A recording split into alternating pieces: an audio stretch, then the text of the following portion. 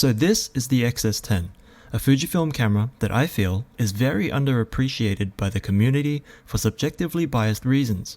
And being the underdog comes with certain disadvantages, the most obvious being not enough attention, which consequently leads to less buyer confidence through lack of awareness and understanding. PASM dial aside, another glaring issue, if one could even call it that, is instead of 7 custom settings we can set our favorite film simulation recipes to on other Fujifilm cameras, such as the X100V, we get only 4 on the XS10. On the surface, that seems like an obvious downgrade, but there's more to that than meets the eye, so let's break it down. Before we begin, to show you what I'm talking about, let's have a side-by-side comparison between my XS10 and my X100V. If we go into the menu under Image Quality Setting, go all the way down to Edit Save Custom Setting, and on the XS10, Edit Check Setting, you can see there are 7 slots for the 100V and 4 for the XS10. Let's go ahead and edit the C1 for both. As you can see, on the X100V, only the film simulation settings are editable within the custom settings, whereas on the XS10, you have the additional option of customizing other settings beyond just film simulations and are not restricted to just the IQ settings either. What usually takes a few dials and extra button presses on the 100V and some other X cameras only requires 1 dial turn on the XS10. Argue all you want, but lack of fun factor aside, PASM dials are faster to operate. With that out of the way, let's have a look at how to set up custom settings on the XS10 and best practices.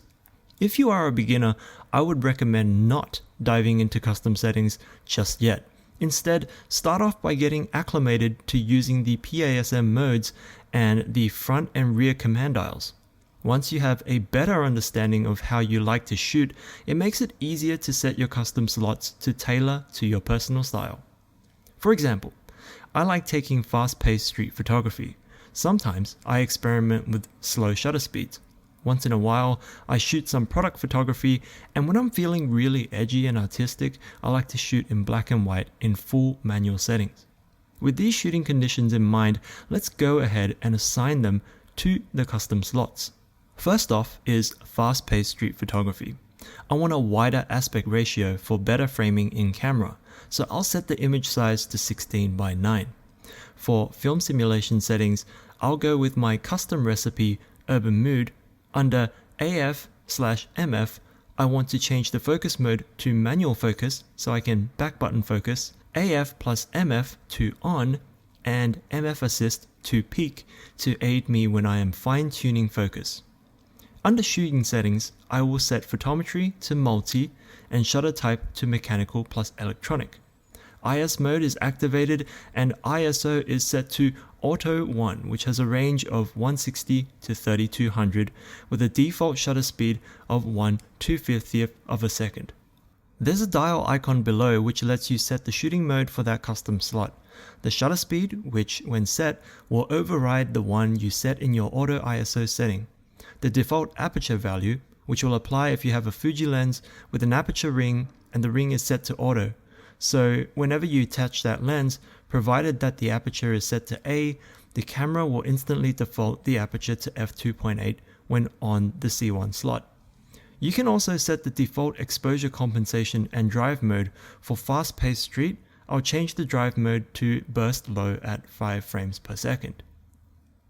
For slow shutter photography, I'll keep the image quality settings the same.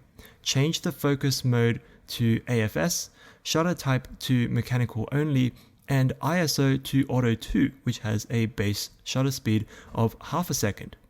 I'll set shooting mode to shutter priority, shutter speed to half a second, and drive mode to still image.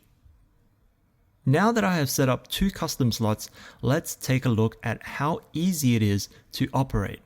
I'll set my dial on C1, and you can see the settings shown on the LCD screen here. Because I am in manual shooting mode, I can use the rear dial and control the shutter speed.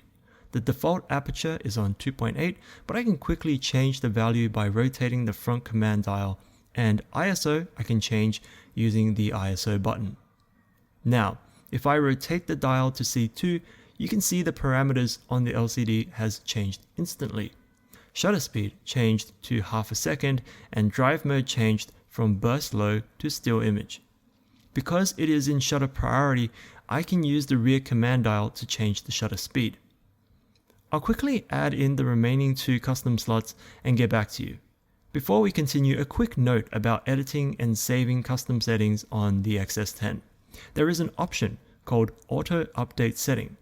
If this setting is enabled, you have a custom slot selected and you make any changes to, say, film simulation or AF modes, the camera will automatically save the changes you made. If you disable this feature every time you make changes in the menu while in a custom slot, before switching out of the custom slot, you must select Save Current Setting, otherwise the camera will not save the changes and treat it as a one-off change. Depending on how you prefer to shoot, choose the option that fits with your workflow best. So now I will demonstrate a mock example of using these custom settings in the real world. Let's say I'm doing some street photography on C1. Oh, a potential slow shutter opportunity comes up. Boom, I switched over to C2 and it's ready to go. Oh, you want me to take a photo of your X100V? Bam, C3, easy. What's that? You want to impress some scrub photographers? C4, baby, ain't nobody will know how to use your camera now. Okay, you get my point. So, what are the downsides to these custom slots? Aside from the fact that you only have 4 of them. One issue is the inability to change ISO quickly due to the lack of dedicated ISO dial.